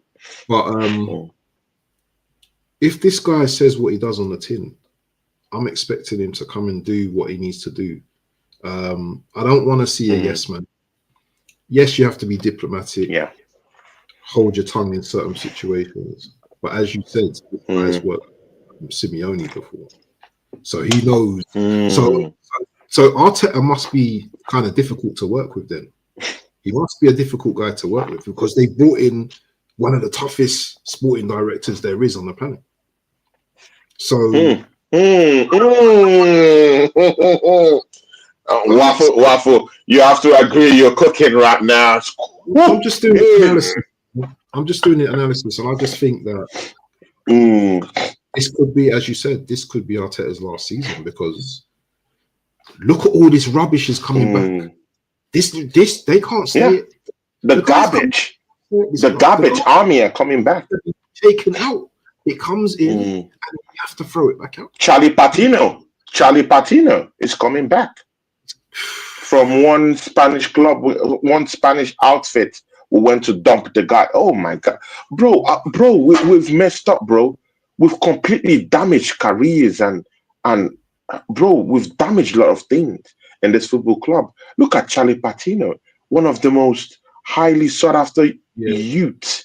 I mean, in the youth system, suddenly turns out to be a broken kid. Yes. I mean, we can't even find a befitting club for this guy to even play in the Premiership. We have to beg Spanish team to come get him out of our hands on loan, not even to pay. McQueen's deal, horrible signing. We have to beg teams from Brazil to come to help us take this guy on loan. Every other Brazilian club will send this guy to. They don't want him. They want nothing to do with this guy. In fact, they beg to return him, to cut the loan short and return this guy. Bro, horrible signings, bro. Horrible signings. And they're going to be coming back. At least I'm 100% sure McQueen's deal will be cut short. No one wants to deal with that guy. He's got. I mean, the last club cut it short. This one still will cut it short. They don't like him. They're not going to use him. He's not a good player. No one values him. So it's a big problem. Also, Tony, shout out to Malia and that real one down there. Yeah, big up to Malia. We love you down here. Yeah, big up. But also, the likes of Thomas Partey. You know, are we gonna tie him down to a new contract? Is he gonna go? You know, there's we're in trouble, man. We've still got Havertz on big money. Martinelli, Thomas Partey. Thomas Partey. Yeah, that's a big one. That's a big one because now we're entering into uncharted territories. Now, if you remember what we said before earlier in the show, the rejected stone might yet turn to be the cornerstone. Exactly. Thomas Partey was formerly in do you know where I'm going to right now? Thomas Partey was formerly at Atletico Madrid. Guess who was the sporting director that brought him to Atletico Madrid? Now you're in the. Are you coming on to the phase where I'm in right now? That's where I'm in. Yeah. So rather than being the haunted, he might actually now be the mainstay. He might actually be the one that gets a 3-year contract in the football club. And I'm not saying this just for entertainment purposes, but I'm saying this because I do believe that Thomas Partey still got one or two things to offer this team. 100%. I still feel that we've been finished out of £45 million we paid for him. I still feel gutted that we've not gotten enough.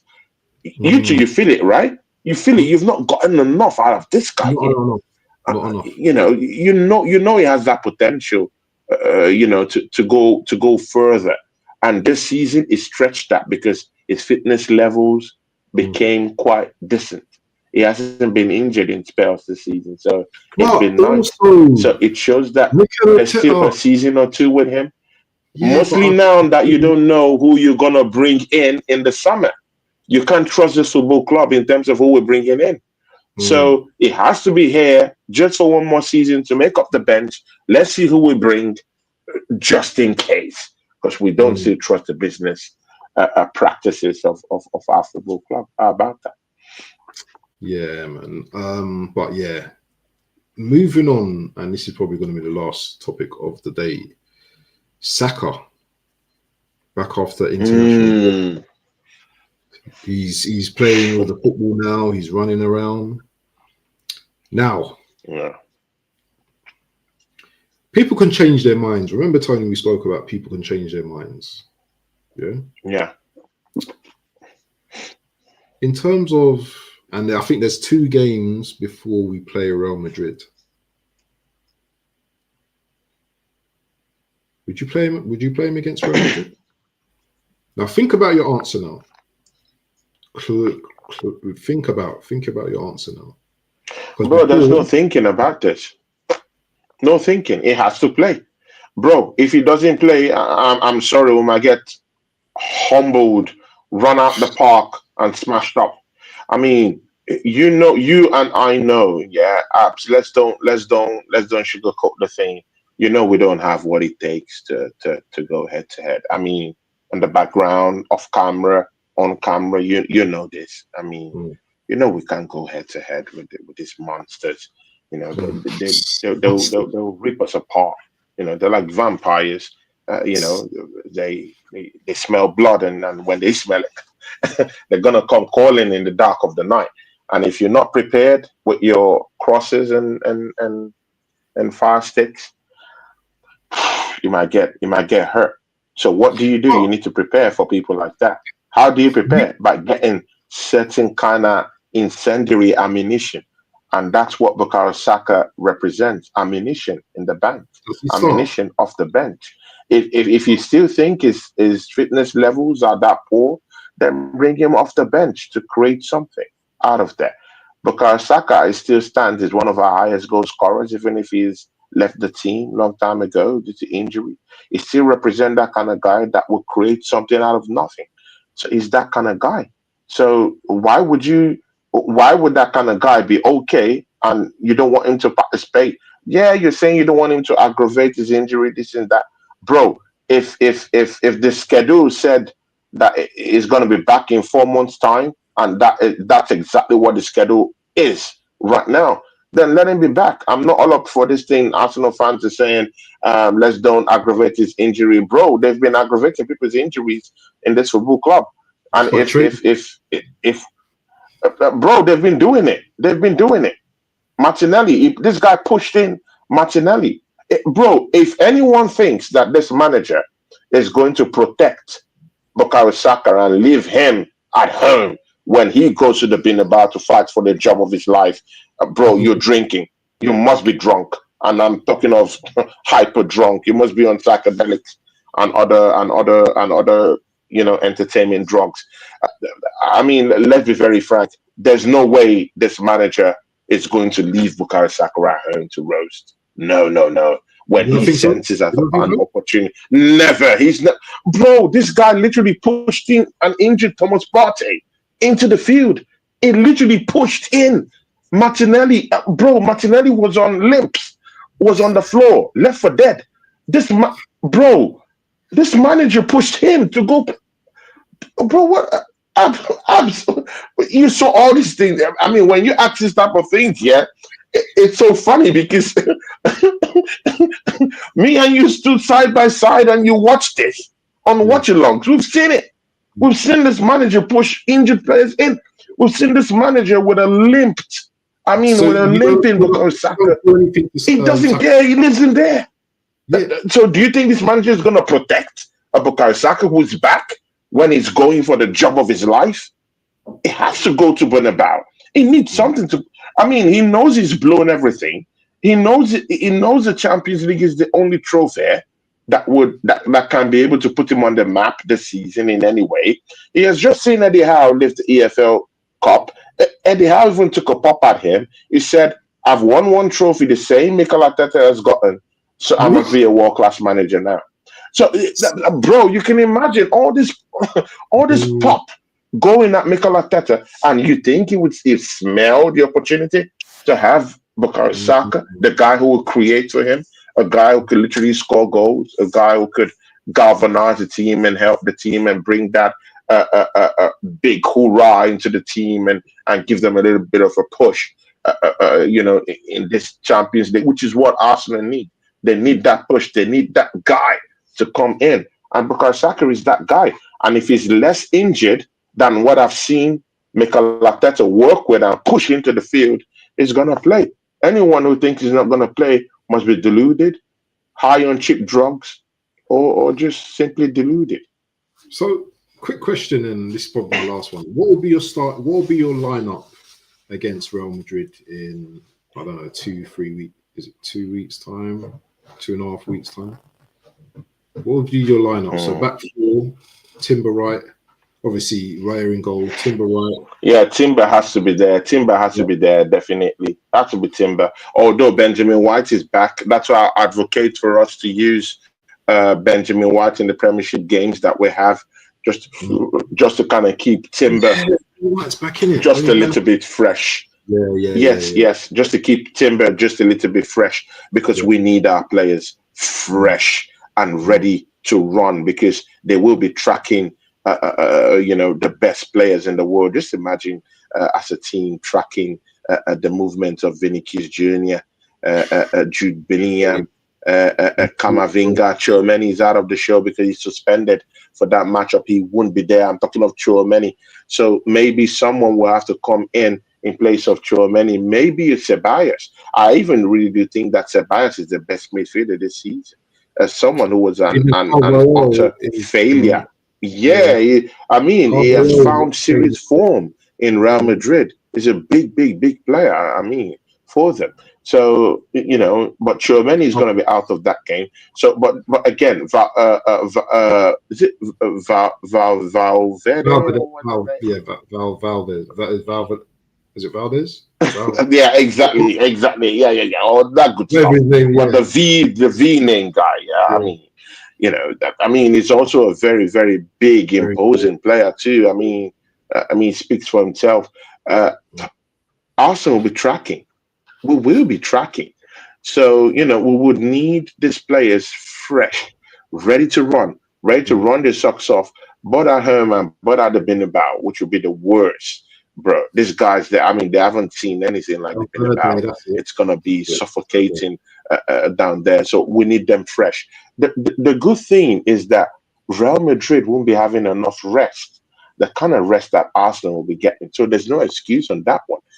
Real Madrid have a couple of games coming up in the league right now. They only have spells in days when they have a rest, so it's a big one for them down there. It's going to be hard for them to breathe. So Arsenal can take that, work with that, and get something going, mostly with keeping our players fresh and ready to run, ready to rumble in that game, April 9th against Real Madrid. Timber on right-hand side. Yeah. You know what I love about you, Tony, and before we complete the team, is that you're not one of these players. You're not one of these guys that just, it's Real Madrid, I'm giving up. You know what? We get battered 5-0. Do you know what? It's not even turn up. You actually, as great as Real Madrid are, they're not invincible. They're not an invincible. Yeah. They're not a god. So, obviously the two managers, I know who I would rather have as a manager, but that's what I like about you. You've got that fight, because if the players didn't have that fight, what is the point of turning up? What's the point of turning up? And again, see, Waffle TV, it's good you brought this topic here, because in our space, this is a very, very divisive talk right now. And in fact, if you're actually saying it, you might be clicked up. Get ready to be clicked up. When you're saying a fact like this, but no one will actually look into the fact that the Real Madrid that people are saying that they're gonna smash us up. Bro, I've heard ridiculous numbers: 9-2, 7-1. They dispose the deluded. They dispose. Said on the show with Northside that we might get the same amount of pumping that we did over PSV, and that might actually be a direct retribution down to us. Bro, if you see the astronomical numbers, ridiculous numbers, these people are touting that Real Madrid are going to smash us up by, bro. Bro, it's embarrassing, man. It's so embarrassing. And I don't think that we are, yeah, our team is garbage. I can agree to that. I completely agree. I Our agree our defense, manager is a we shit show. we haven't got a But garbage defense. but our defense isn't a defense that would just allow these guys Mm, just walk into that yeah, ground just and just soil us over, bro. I don't think so. I mean, even Bayern Munich that beat us last season, yeah, they won us, yeah, they beat us, but we weren't battered, innit? Were we battered? No, we weren't battered. We weren't slaughtered in the way these guys are talking about. And, mm, and that leads me to investigate deeper into Real Madrid season. And then when I deeply investigated into this season, I saw that these guys are humans after all. These are no gods. They're humans after all. Athletic Bilbao have beaten them this season. Barcelona have beaten them home and away, even in the Bilbao. Disgraced them 5-2 this yeah, season. yeah, I remember the Bro, game. capital No, up, Espanyol, one of the most mediocre teams in the Spanish La Liga. I mean, I've beaten Real Madrid this season 3 weeks ago. Real Betis, a team that had a horrible Anthony, who played for he's Manchester coming back United, though. He's who is doing out well. there on loan, dunk on them. Bro, the Real Betis smacked up Real Madrid. Bro, let's don't pretend that Liverpool did not beat Real Madrid in the qualifying stages of the Champions League, completely outclassed them. Let's don't act as if Arsenal didn't beat PSG that actually outclassed Liverpool on both sides. So Mm, what are we talking about? And let's don't act as if Liverpool, as a team that has close to 5 to 6 world class players in that team as we speak, didn't go down to PSG, who I can only account for 3 world class players, and in a French dump yard. Yeah, I mean, any team, bro. Yeah, I could put Newcastle in the French League on, and they'll win that. They'll win that French league on easily. So I mean, it's nothing to actually herald as anything big. Yeah. So Liverpool goes down there, yeah, to PSG, wins them. So imagine that PSG just say, you know what, yeah, we're going to Anfield, one of the most vociferous grounds in Europe. I mean, we don't need to go do anything. Let's just go there, dance around. These guys have world class players.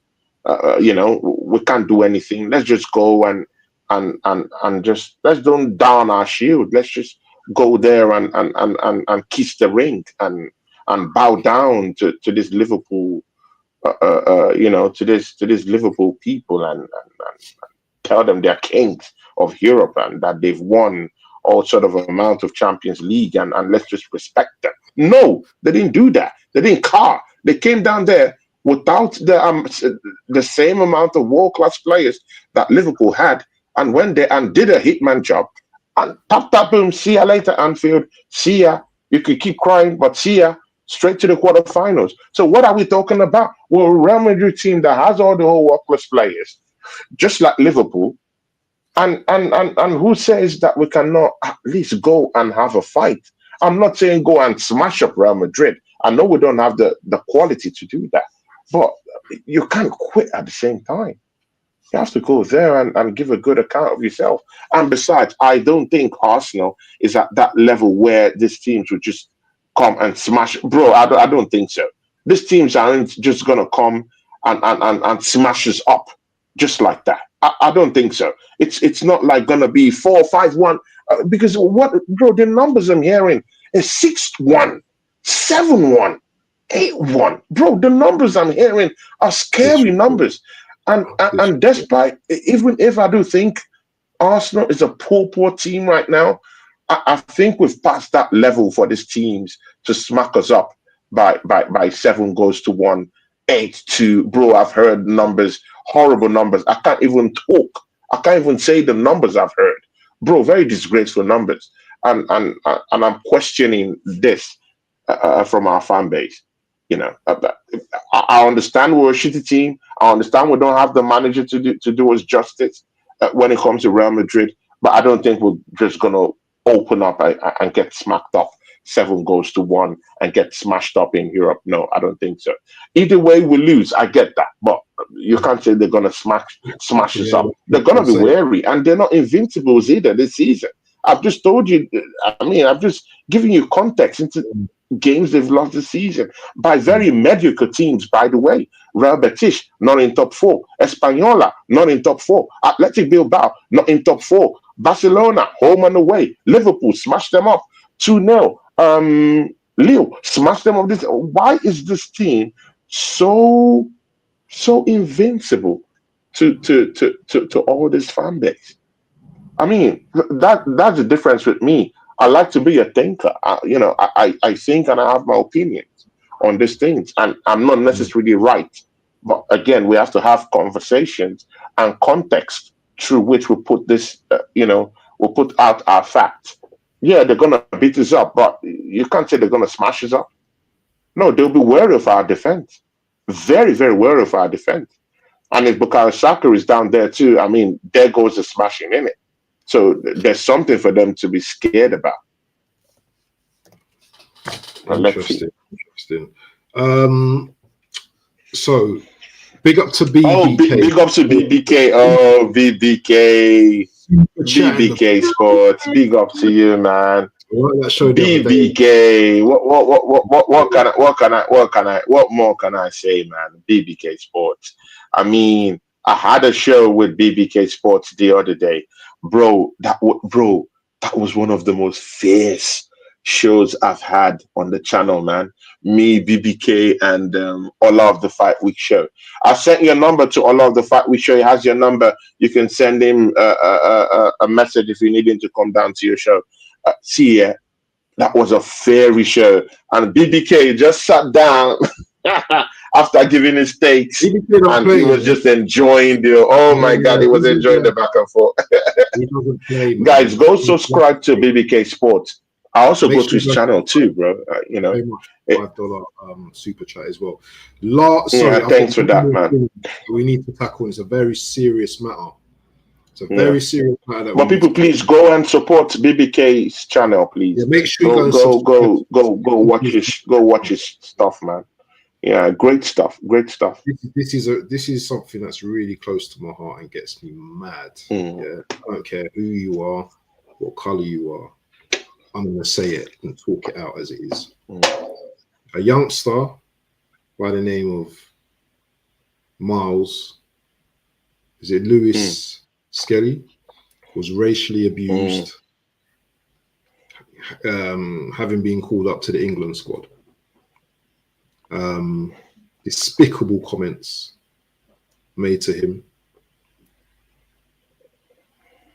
Now, these are the type of things I hate. And you know what? We got our channel, and we're older guys, but we have a right on our channels to call this type of abuse, hatred out.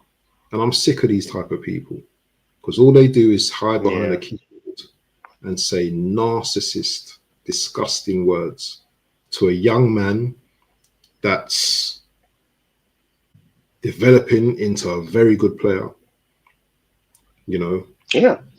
knocking on the door literally for the first team, playing very good football. I know, okay, so people want to take the liberty of him celebrating. So what if he celebrated? So what? And so what?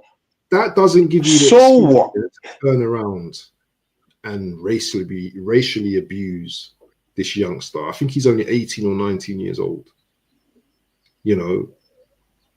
What's your take on the whole thing before we close out the show? Abs, I was big up to AFC always. Views on Sport is still on the channel and the charts. Big up to Views on Sport. Big up to AFC always. Racism out. I mean, it doesn't. I mean, that's loud and clear. Big up to AFC always is everywhere. Yeah, everywhere. I mean, I prefer that name AFC always where you put it, AFC always is everywhere. I really like that. Please change the name back to that, man. I like that. When it says racism out, people, it doesn't get better than that. That's just a clear message. Yeah, clear message. Racism out. It's simple. It's simple. Racism out. Young kid. I mean, just trying to hone his skills, and you man are hating on this kid and calling him all sort of names, bro. I mean, I was looking at the dailies. Yeah, it's good you brought up this stuff. Views in sports. I'm sorry, your guy, Views in sports, talked about it in depthly on his channel today. You know, I even bigged him up down there because I liked what I heard on his channel. You know, see, yeah, you look at this young kid just being called up, yeah, to the England first team, yeah, and he's been harassed, being called names, you know, all this despicable stuff. But I look at someone like Grealish. Have you recently seen Grealish in the papers recently? Oh my days, bro, in ridiculous positions, horrible positions, and no one has called him names. No one has called him names. No one is saying, "Oh, look at this white guy." Oh, look at. No one has called him names. Instead, they support him. Oh, They he's just support having him. Oh, moving. He's leave allowed. him alone. Oh, leave him alone. Let the boys be the boys. Leave him alone. Let him enjoy his life. What about a young kid, a young black kid, probably from totally humble beginnings, finding his way to the England national team? Do you know what it takes to work your way up to that level Mm. that you that just for your name to be mentioned, just for just for just for your being to be appreciated in this cold world, and then you guys deem it necessary to bring that young kid down, to tarnish his image, to bring his confidence low to the lowest. And this is someone that is meant to go don the England shirt for you, for your entertainment purposes. To I win the mean, World Cup. this is this exactly for their own entertainment. Yeah, for their own entertainment purposes. And you guys decide to do this to the kid. Stamp racism out of football, man. These guys, they make mistake to my stomach. You know, if you don't like people of other colors, just I mean, just leave the field. Just go away. Go away. Go watch ice hockey, or go watch, go watch some other sport. We got Geordie You know, Dread man in the go building, man. go go watch basketball. Go do anything. Go leave football for us. Leave. Oh, Judy! Big up to Geordie Judy, man. How are you? It says, Dread. "Howdy, lads! Howdy, lads!" Celebrate. Big up to everyone that's from Newcastle. You guys deserve it. You deserve it. You deserve it. I like that you guys did what you did to Liverpool. You know, Done. you guys just made my work so easy because I'll be meeting a Jamaican guy, Lex, on Saka's TV on Saturday. Okay, okay. He's a Liverpool fan. So Yeah. that would be, bro, this guy talk a lot of crap and he hates Arsenal. He hates all of us. Oh, another one, yeah. It Lapford. looks at us like it looks at us like rodents. It looks at us like rodents and animals and Who's he saying? Man and all United. that crazy stuff. Yeah, bro, he's a black guy, but he doesn't like anything about us. He hates it genuinely. If you're an Arsenal fan, he doesn't like it. When he sees you, he hates you. Just like that. He doesn't like anything about us. So, Really? I mean, Newcastle really hurt him so bad. He Yeah. disappeared from the TV for some time. Mm. So that's how I really hope that this street urchins that called that hold racist nomenclatures on our brother Maz Lewis Kelly, they'll get their day. They'll get their day. They'll get their 100%. day. But please, 100%. let's have tougher laws for this racism stuff. It's getting, I mean, it's getting ridiculous. It's getting laughable at this point. Yeah. But also as Someone well, wants to don the shirt of the Three Lions. yeah, also as well, yeah. But it's becoming laughable at this point, man. But At this age, at this internet age, when we should have one left all this. Yeah, one thing I wanted to say is let's not give them too much attention. Let's use this thing, yeah. Okay. I'm Yeah. gonna prove to you, man, yeah, what I'm about, yeah. You same man that have been abusing me, you're gonna be cheering for me, yeah. Let's use this and let's not give them too much energy, man. Whatever, you do what you have to do, yeah. You know, our boy is our boy, and he's gonna do what he has to do. You know, as long as he keeps himself clean and he doesn't react, then we will do what we do. We've been getting this for years upon years upon years. Do you know what I'm saying? Ain't nothing gonna change. You know, I'm not gonna change the color of my skin for no one. I'm not gonna change whatever, anything. Do you know what I'm saying? So it is what it is. But people, yeah, we've come to the end of the show, man. Tony, what you got coming up? Man? Yeah. Big up to views as well. Big up to views. Yeah, big up to views. Yeah, it seems like I might be having something by 8:15 with a Manchester United fan called Mark. Mark, man. MUFC. Yeah, Mark, another Caribbean brother from the Trinidad and Tobago area. It would be nice to have a chit for chat with him today, and tell him how bad Manchester United suck and how mad I am that we didn't beat them. But still on still, man. Eden Heaven got injured. Diallo is injured. I mean, bro, every horrible thing has happened to Manchester United this season. How they're surviving, bro, mostly in Europe, I don't know. But anyway, I'll be having a show with him 8:15 today. So guys, tune in for that one. That'll be an interesting watch. Me and Habs today.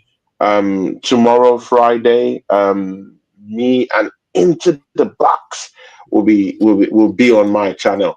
You could pop in. It would be nice to have you because you're the godfather. Guys, when I call Abs or Waffle TV the godfather, there's a reason for that. I used to be one, but I left the duties. I said, no, man, I don't want to be that no more. And then before I knew it, Abs ran into the place, brought guns, knives, bazookas, AK-47s. And before I knew it, this guy took up the whole yard and became the boss. He became the mob boss of the ground. So right now, and I just have to go to the king. I have to just go to the boss right now and say, boss, please, I need people to work with right now. Please, who should I work with? He's the guy to get you those people right now these days. I used to be one, but I'm that no more again, man. Abs is the one to meet when you need good people to work with.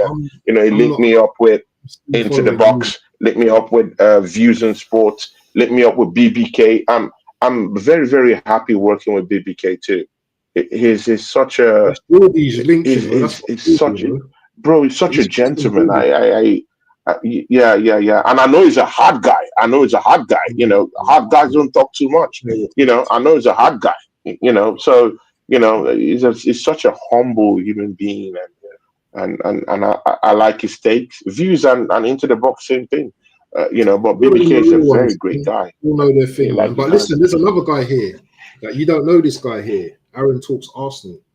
That's another guy. Aaron Talks Arsenal. Yeah, I've been seeing him in the charts. I've been seeing him in the charts. This guy as well. He might have a chart. He says big up chaps. Big up to you, Aaron, man. To be nice to catch up with you one of these days. If the boss says you're okay, then you're okay. I'm not the boss, man. Big up to Aaron Talks Arsenal. Make sure, guys, if you're not subscribed to Aaron and it's the first time you've seen him, look on his name and go and subscribe to him. I know he does a lot of stuff with Lee Guns and Rashid and Normski as well. And he's got his own thing going on. But big up to Aaron Talks Arsenal. Make sure you go and as well. Big up to Just up to that channel, Aaron Talks. Yeah, United more than anyone. Caps, big up Caps. Big So up yeah, Caps. man, I'm gonna call it a day. There's this guy I always see on TikTok, but I think you follow that guy. I think the guy's name is Mali or something. Bro, when that guy is criticizing the club, man, he goes all in. Yeah, I just bro, that guy goes all in. That guy has no shame. He has no shame. I like that guy, bro. That guy has no shame. He just goes into these teams, he tears them apart, bro. Bro, if that guy tears into Arsenal, bro. There was one day I just saw him tear into Arsenal. I was like, oh my days, bro. Who is Lee Gunner? This guy tears into this team like, bro. It's as if he's shedding clothes. It's funny though, man. He's got his little TikTok video. He's funny, man. Yeah. He doesn't know me, but you know, he's on our group. Is he on our WhatsApp group? To be nice to have him. To be nice to have him on our channel. Because on my channel, and obviously with me and you too. Because I mean, you know, all this. That's what I always keep telling you. Yeah, all these underground channels, bro. I prefer them. Bro, see, I've been with Lee Gunner on a channel. I've been with Northside on a channel. I even had shows with Northside. There's nothing anyone can tell me. They've done that. You've been on the Man United guy. What's the name? Bro, on the terrace as well. You've been on all them big. I've been on the terrace before. I've been with Terry one-on-one. I spoke with him. Who else? Daps, bro. It doesn't get higher than that. Daps, bro. Many people get cooked by Daps. Yeah, I got cooked, but no problem, man. I still had my share of the punches. Bro, it's a punches game. Who punches anyone, you win the whole thing. He punched me, but no problem. I've been there with him. Who else? Big Steve. Bro, I've been to the highest of highest places. Got these guys angry. I've gotten these guys angry, yeah. You know, to the point that I want them to get angry. You know, and you know, we'll share the stage. So I've been with all these people, and I'm grateful for that opportunity. So there's no one, you know, in this space, maybe apart from Saeed. You know, maybe Saeed, I would like to do something with Saeed one day. Maybe Saeed. Apart from that, man, no other person. I've gone back and forth with Mons. Months. Me and Monts have gone head to head. I've been head to head with Monts. Yeah, he picks me up on his channel every day, every time I go there. Have you been on Dan Potts? Sure, Dan Potts. Man. That's the one I've been trying to work with for some time now, but he's a hard person to catch.